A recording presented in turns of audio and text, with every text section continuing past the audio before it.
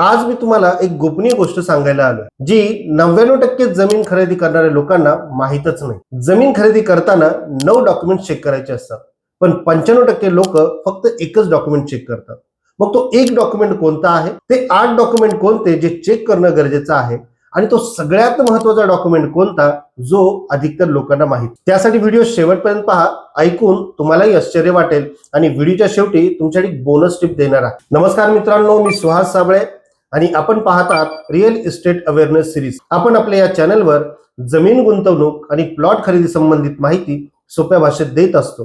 तर आजचा आपला विषय आहे जमीन खरेदी करताना कोणते डॉक्युमेंट्स चेक करणं गरजेचं आहे. चला तर मग सुरुवात करूया पहिल्या डॉक्युमेंटने. त्याचं नाव आहे 7/12 उतारा, अर्थात the king of land documents. हाच तो एक डॉक्युमेंट आहे जो 95% लोकांना वाटतं हा पाहिला म्हणजे बस झालं, बाकी इतर कोणते डॉक्युमेंट पाहणं गरजेचं नाही. तसं पाहिलं तर 7/12 उतारा हे महाराष्ट्र महसूल व्यवस्थेचं हृदय आहे. 7/12 उतारा म्हणजे जमिनीचा जन्म दाखला जणू. 7/12 उतारा हा राजा आहे, पण राजाला मंत्रिमंडळाची गरज असते तशी 7/12 उतार्याला त्या 8 डॉक्युमेंटची गरज असते.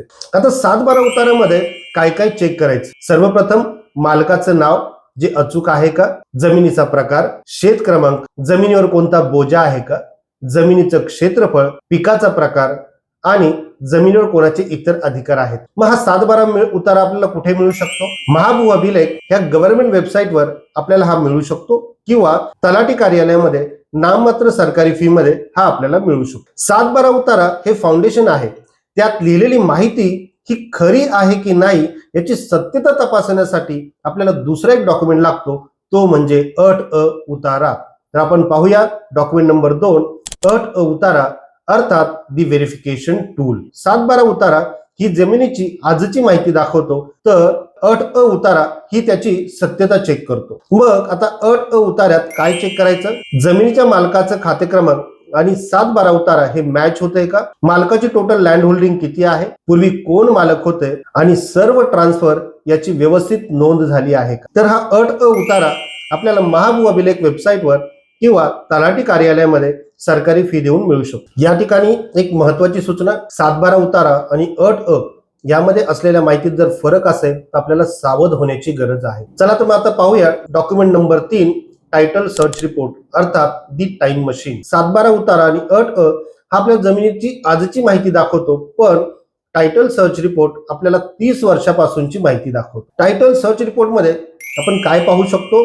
कंप्लीट ओनरशिप चेन, अर्थात गेली 30 वर्षामध्ये कोण कोण मालक होऊन गेले, सगळे ट्रान्झॅक्शन लीगल होते का, कुठे काही डिस्प्यूट किंवा कोर्ट केस चालू आहे का, आणि जमिनीवर शासकीय हस्तक्षेप अर्थात गव्हर्नमेंट एन्कम्बरन्स आहे का, ह्या गोष्टी आपण पाहू शकतो. मग टायटल सर्च रिपोर्ट आपल्याला कुठे मिळेल? अनुभवी वकिलांकडून आपण टायटल सर्च रिपोर्ट काढू शकतो, आणि त्यासाठी येणारा खर्च हा त्या वकिलांच्या अनुभवावर आणि केसच्या गुंतागुंतीवरती अवलंबून असतो. आता डॉक्युमेंट नंबर 4, सेल डीड म्हणजेच खरेदी खत, अर्थात लीगल ओनरशिप ट्रान्सफर प्रूफ. यामध्ये आपण काय पाहू शकतो?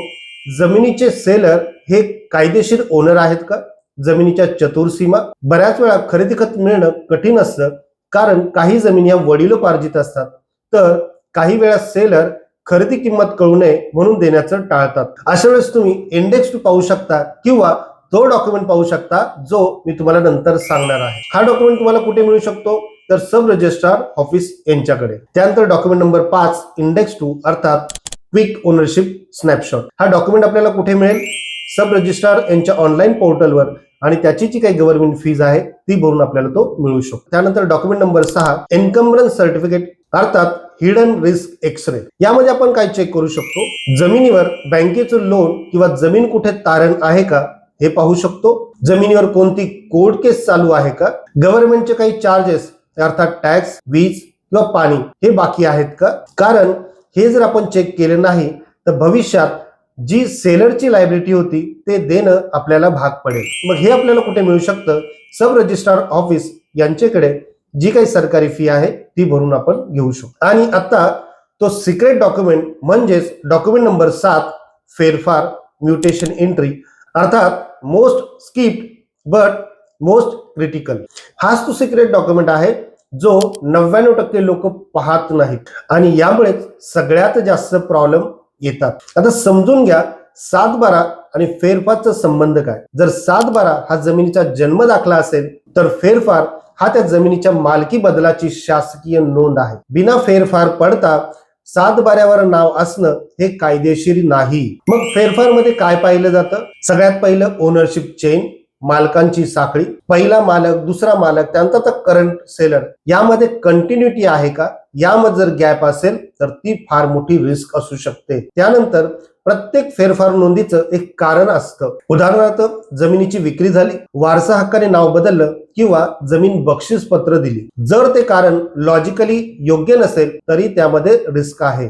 त्यानंतर सर्व वारसांची नोंद, एकही वारसाची नोंद त्यामध्ये कमी असेल तर भविष्यात फार मोठी रिस्क असू शकते। जर समजा एखाद्या फेरफार नोंदीला जर कोणाची हरकत आली असेल आणि त्या हरकतीचे समाधान झालं नसेल तर भविष्यात ती फार मोठी अडचण ठरू शकते। मग हे फेरफार कुठे मिळतील? तर तलाठी कार्यालयामध्ये सरकारी फी भरून आपण तो काढू शकतो। ह्या डॉक्युमेंटला मी सिक्रेट डॉक्युमेंट यासाठी म्हणतो, जरी तुमच्याकडे 7/12 असेल पण त्या 7/12 जर फेरफार नोंदच नसेल तरी तुमच्या 7/12ला काही अर्थ नाही। डॉक्युमेंट नंबर 8 FMB किंवा विलेज मॅप। यामध्ये आपण काय पाहू शकतो? नकाशात दाखवलेल्या आकृतीप्रमाणे जागेच्या बाउंड्री मॅच होत आहेत का किंवा कुठे एन्क्रोचमेंट अर्थात अतिक्रमण आहे का हे आपण पाहू शकतो। तर हा डॉक्युमेंट आपल्याला कुठे मिळेल?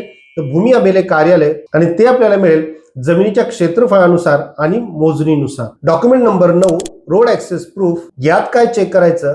जागेपर्यंत शासन मान्य रस्ता आहे का? हे आपल्याला गाव नकाशावरून किंवा ऍक्च्युअल साईटवर गेल्यानंतर पाहून कळेल। तर मित्रांनो, हे ते 9 महत्वाचे डॉक्युमेंट्स आहेत जे जमीन खरेदी करताना आपल्याला पाहणं गरजेचं आहे। हा जर व्हिडिओ तुम्हाला उपयुक्त वाटला तर लाईक करा, आणि हीच माहिती इतरांसाठी फायदेशीर ठरू शकेल असं वाटत असेल तर शेअर करा, चॅनलला सबस्क्राईब करा, कारण यानंतरचा व्हिडिओ आपण पाहणार आहोत 7/12 उतारा हा सविस्तर कसा वाचायचा, त्याचे बारीक बारीक पॉइंट्स आपण समजून घेणार आहोत। तोपर्यंत धन्यवाद।